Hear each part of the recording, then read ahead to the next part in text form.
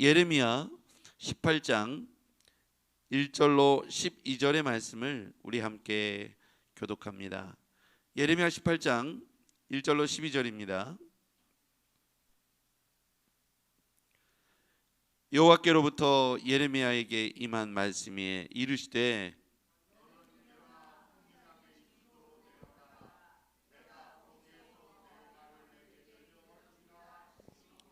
내가 토기장의 집으로 내려가서 본즉 그가 농로로 일을 하는데 만든 그의 토기장의 손에서 터짐에 그가 그것으로 자기 의견에 좋은 대로 다른 그릇을 만들더라. 그때 여호와의 말씀이 내게 임하니라. 이르시되 여호와의 말씀이니라. 이스라엘 족속아, 이 토기장이가 하는 것 같이 내가 능히 너희에게 행하지 못하겠느냐. 이스라엘 족속아, 진흙이 토기장이 손에 있음같이 너희가 내 손에 있느니라. 내가 어느 민족이나 국가를 뽑거나 부수거나 멸하려 할 때에 만일 내가 말한 그 민족이 그의 악에서 돌이키면 내가 그에게 내리기로 생각하였던 재앙에 대하여 뜻을 돌이키겠고, 내가 어느 민족이나 국가를 건설하거나 심으려 할 때에 만일 그들이나 보기에 악한 것을 행하여 내 목소리를 청종하지 아니하면 내가 그에게 유익하게 하리라고 한 복에 대하여 뜻을 돌이키리라. 그러므로 이제 너는 유다 사람들과 예루살렘 주민들에게 말하여 이르기를 여호와의 말씀에 보라, 내가 너희에게 재앙을 내리며 계책을 세워 너희를 치려 하노니 너희는 각기 악한 길에서 돌이키며 너희 길과 행위를 아름답게 하라 하셨다 하라. 그러나 그들이 말하기를 이는 헛되니 우리는 우리의 계획대로 행하며 우리는 각기 악한 마음이 완악한 대로 행하리라 하느니라. 아멘. 오늘 저는 이 본문에 보면서 핵심 단어 키워드를 토기장의 손 그리고 돌이키라 로 정해봤습니다. 하나님께서 어떤 분이십니까? 하나님은 우리 가운데 뜻을 돌이켜 여호와의 길로 다시 들어서기를 원하여 하나님이 계획한 진노를 멈추고 그 뜻을 돌이키는 것을 원하십니다. 그리고 저는 핵심 구절에 대해서 또 이렇게 정해봤는데요. 5절, 6절 특히 6절에 보면 여호와의 말씀이니라. 이스라엘 족속아, 이 토기장이가 하는 것 같이 내가 능히 너에게 행하지 못하겠느냐. 이스라엘 족속아, 진흙이 토기장의 손에 있음같이 너희가 내 손에 있느니라. 너희가 내 손에 있느니라. 저는 그래서 핵심 구절을 너희가 내 손에 있느니라 이렇게 밑줄을 그어보고 정해봤습니다. 여러분, 우리의 생사화복은 누구의 손에 있습니까? 하나님의 손에 있음을 기억하길 바랍니다. 세운 것을 넘어뜨릴 수 있는 것은 토기장이신 하나님의 손에 담겨 있죠.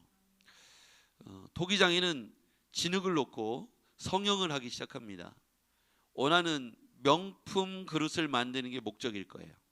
그의 용도에 맞는 최상의 그릇을 만들어내는 것이 토기장의 목적일 겁니다. 그것이 꼭 유명한 청자 백자가 아니어도 토기장의 입장에서는 용도에 맞는 최상의 그릇을 최고의 상태로 만들어내는 것이 토기장의 목표이겠죠.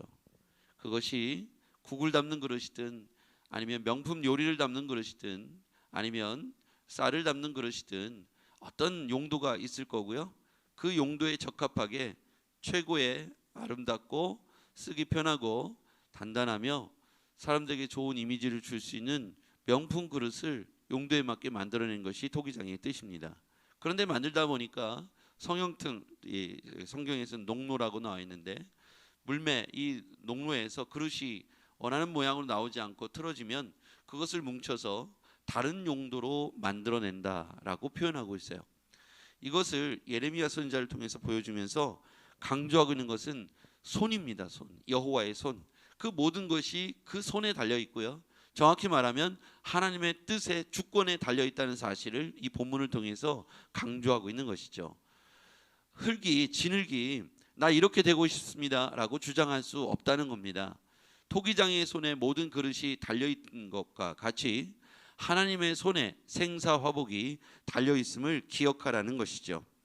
하나님이 민족을 빚어나가고 한 인생을 빚어나가고 한 교회를 빚어나가다가 그것이 원하는 모양대로 나오지 않을 때 어떤 여러 가지 이유가 있겠죠.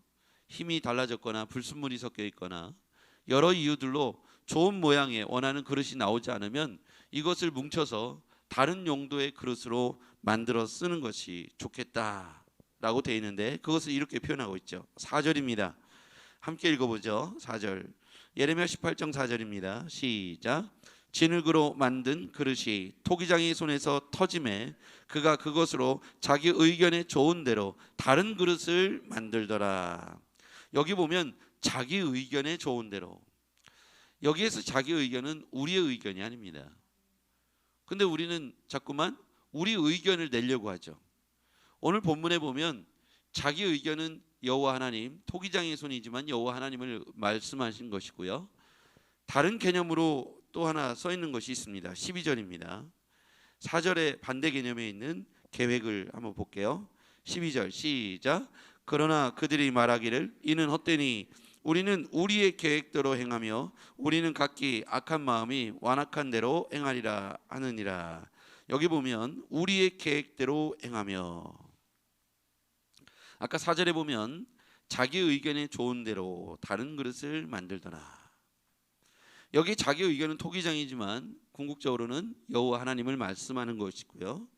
아까 12절에 보면 우리는 우리의 계획대로 행하며, 하나님께서 너의 길과 악한 길에서 돌이키라 이렇게 말씀하시는데 돌이키지 않고 우리의 의견대로 우리의 계획대로 뭔가를 자꾸 하려고 한다는 거고요. 그럼 하나님께서 그 의견, 그 계획, 그것들에 하나님이 절대로 하나님의 계획하심이, 하나님의 개입하심이 그곳에 있지 않고 그는 스스로 자기의 계획대로 살다가 자신이 원하는 그릇으로 만들 수 없고 인생이 가정이라는 그릇, 교회라는 그릇, 우리 민족이라는 그릇, 그리고 한 개인의 비전과 꿈이 자기의 계획대로 원대로 잘 되지 않잖아요. 그래서 제일 좋은 건 토기장이신 하나님이 우리를 빚어갈 수 있도록 그의 계획에 우리의 삶을 내어 드리는 겁니다. 이것을 성경에서는 우리에게 순종이라고 가르치고 있습니다. 우리는 하나님께 순종하고 하나님은 우리를 위하여 일하시는 분이시죠. 그래서 우리가 우리의 계획을 하나님의 손에 내어 드리는 것이 우리가 하나님 앞에 가장 큰 축복된 삶이고 복을 받을 수 있는 길이라는 것이죠. 그런데 하나님께서 우리에게 이러한 기회들을 끊임없이 주고 계십니다. 자, 이렇게 표현하고 있습니다. 7절. 내가 어느 민족이나 국가를 뽑거나 부수거나 멸하려 할 때에 만일 내가 말한 그 민족이 그의 악에서 돌이키면, 돌이키다는 표현이 나왔죠. 그의 악에서 돌이키면 내가 그에게 내리기로 생각하였던 재앙에 대하여 뜻을 돌이키겠고, 반복적인 단어가 나오죠. 자, 우리가 먼저 악에서 돌이키면 하나님도 재앙의 뜻에서 돌이키겠다 이렇게 나와 있고요. 그 다음에 10절. 만일 그들이 나 보기에 악한 것을 행하여, 악한 것을 행하죠. 내 목소리를 청종하지 아니하면 내가 그에게 유익하게 하리라고 한 복에 대하여 뜻을 돌이키리라. 조금 전에 돌이킨다는 의미는 재앙에 대해서 돌이키게 될 것이다. 이 재앙에 대해서 돌이키는 이유는 악에서 돌이킬 경우, 그러니까 우리가 잘못된 길을 가는 것에서 돌이켜서 의의 길로 가면, 그거에 대해서 11절에 그렇게 말하고 있죠. 11절 하반절에 보십시오. 너희는 각기 악한 길에서 돌이키며, 그랬을 때 이 악한 길에서 돌이키면 재앙의 뜻에서 돌이키겠다고 하셨습니다. 그렇죠? 근데 우리가 그 밑에 보면 그러나 그들이 12절 말하기를 이는 헛되니 우리는 우리의 계획대로 행하며 우리는 각기 악한 마음이 완악한 대로 행하리라. 그러니까 하나님께서 주시는 기회를 받지 않고 돌이키지 않고 그 길을 그냥 계속 가는 거예요. 그 악한 길을 계속 계획대로 행하는 겁니다. 그 계획이 하나님 보시기에 좋은 계획이 아니라는 것이죠. 그럼 어떻게 될까요? 명품 인생이 될 수 없다는 것이죠. 최상의 그릇이 하나님 손에 달려 있는데 우리가 우리 스스로 계획을 말하고 하나님이 주시는 목소리에 순종하지 않고 그 뜻을 따르지 않으니까 명품 인생이 될 수 없고 하나님 앞에서 깨어진 질그릇을 살 수밖에 없다는 것이죠. 여러분 어떤 인생이 되시겠습니까? 우리의 의견대로 사시겠습니까? 하나님의 의견대로 사시겠습니까? 맞습니다. 하나님께서 우리 가운데 허락하신 하나님의 비전과 하나님의 뜻에 합당한 그런 삶이 되기를 주의 이름으로 축복합니다. 내가 어떤 것을 바라볼 때 저걸 내가 내 마음대로 쪼물락쪼물락 하고 싶은 마음이 있어요. 내 남편일 수도 있고 아내일 수도 있고 내 사업장일 수도 있고 교회일 수도 있고 가정일 수도 있고 내 자녀일 수도 있고 내 직장 아니면 어떤 친구, 내가 뭔가를 이렇게 원하는 방향대로 주물러서 그를 그렇게 만들어 가고 싶을 수 있습니다. 여러분 주의해야 합니다. 내 의견이 좋은 대로 하는 것이 아니라 그분의 의견대로 하는 것이 최상의 그릇이 될 수 있는 비결입니다. 우리는 늘 착각하기를 내가 이렇게 하면 이렇게 될 것이고 이렇게 하면 저렇게 될 것이라고 하는 계산을 가지고 계획을 가지고 어떤 일을 바라보고 접근할 수 있어요.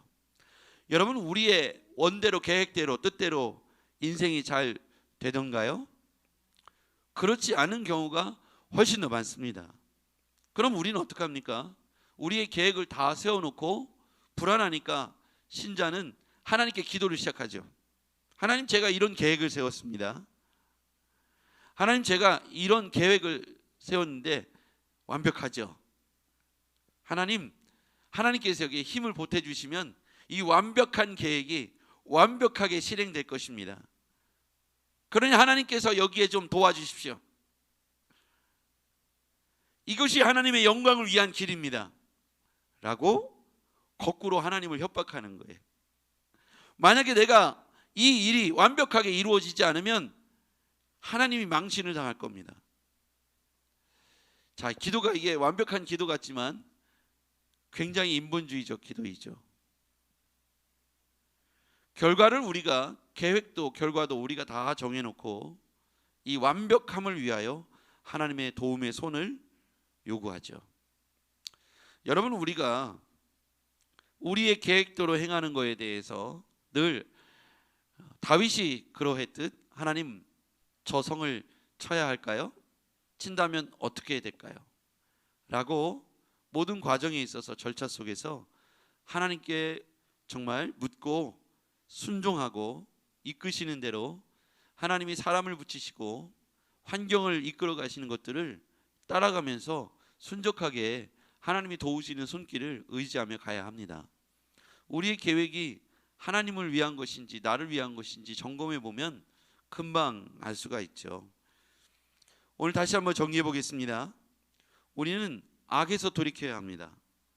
그러면 하나님께서 재앙에서 돌이키신다고 했습니다. 우리가 계획한 것에서 돌이키십시오. 하나님이 그의 의견대로 하실 수 있도록 우리의 이 삶의 질그릇을 그분께 맡겨드려야 합니다. 그래야 내가 빚는 것보다 완벽한 최상의 명품 그릇이 빚어지게 될 줄 믿습니다.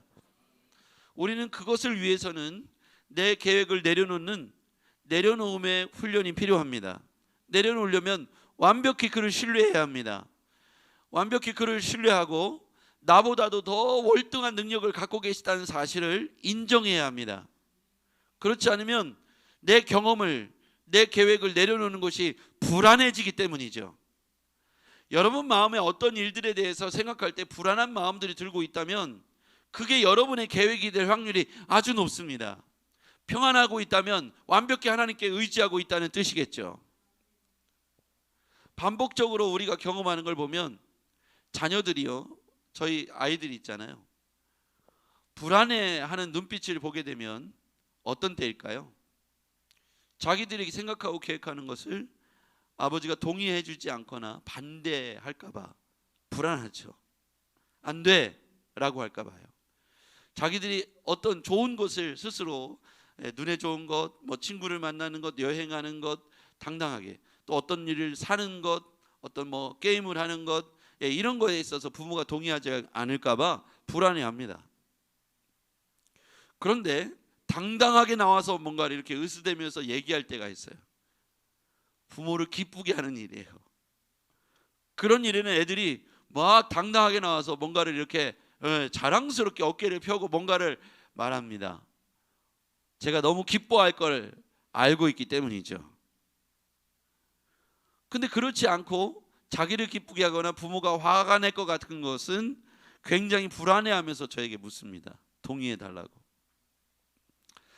우리가 혹시 우리의 삶에 현재 어떠한 모습이 있는가를 살펴보십시오. 하나님께 온전히 맡겼다면 내 마음에 지금 평안이 있어야 합니다. 그런데 어떤 부분에 있어서 아침, 점심, 저녁으로 늘 불안하다는 마음이 들고 있다면 그분께 온전히 의탁하지 못한 거겠죠. 내 계획이 그분의 계획보다 조금 더 빠를 수 있다는 것을 기억해야 합니다. 그러면 다시 조종하면 돼요. 속도를. 내 계획의 속도보다 하나님의 임재와 개입하심을 더욱 빨리 인정하고 그분 손에 의탁하고 이 모든 것을 되게 하시는 분이 누구인가 주체를 인정해야 돼요. 오늘 성경은 우리에게 분명히 그 세우시고 이끌어 가시는 주체가 누구신가를 말씀하고 있는데 토기장의 손이라고 표현했어요. 근데 다른 표현을 보면 그의 의견대로, 자기의 의견대로, 좋은 대로, 의견에 좋은 대로 행하시도록. 이게 바로 우리의 삶의 주권이 누구에 있는가에 대해서 분명히 성경이 말씀하고 있는 거예요. 누굽니까? 하나님이시잖아요. 토기장의 손이라고 표현했지만, 토기장의 손이 빚어가신다고 표현했지만 그분이 바로 전능하신 하나님입니다. 우리의 인생을 그분께 맡겨드리는 삶이 오늘 하루도 완벽하게 속도를 조절해서 불안한 속도를 하나님으로 먼저 이끌어 가시도록 내어드리면 불안한 게 아니라 나는 그분만 믿고 따라가면 돼요. 얼마나 속 편할까요? 그렇죠? 여러분이 경제권을 갖고 살림을 하면 불안한데 남편이 알아서 문제없이 다 해주면요 어느 순간부터는 이제 편한 거예요. 편한 거예요. 그렇지 않을까요? 남편들이 아내에게 다 맡겨놓고 나는 너무 편해. 나는 내가 걱정 안 해. 집에 무슨 일 있으면 알아서 다 하겠지. 그래 왔으니까. 여러분 우리의 삶에 다리를 쭉 뻗고 나는 평안해 라고 말할 수 있는 건 아무 문제가 없어서가 아니라 문제의 주체가 나에게 있지 않고 해결점도 하나님께 있음을 인정할 때 우린 다리 뻗고 잘 수 있는 거죠. 여러분 마음에 오금을 저릴 만큼 불안한 마음이 있다면 속도가 여러분이 조금 더 빠른 겁니다. 자기 의견이 여러분의 계획이 조금 더 많은 거예요. 하나님의 계획이 조금 더 앞서시고 이끌어 가시도록 여러분의 템포를 좀 늦추고 결정을 조금 늦추고 잠잠히 하나님 앞에 주의 음성을 기다려 보십시오. 주님이 이끌어 가실 때 확신이 올 때 그때부터 여러분의 마음이 불안함이 아니라 평강으로 바뀌어지게 될 것입니다. 기도하겠습니다. 전능하신 아버지 하나님, 인생의 생사화복이 하나님께 달려있음을 고백합니다. 모든 계획을 하나님께서 하고 계심을 믿습니다. 토기장이의 손, 토기장이의 좋은 의견대로 이끌어 가시는 그런 명품 인생, 명품 그릇이 되기를 원합니다. 우리를 사용하셔서 멋지게 빚어 주시옵소서. 예수님의 이름으로 기도했습니다. 아멘.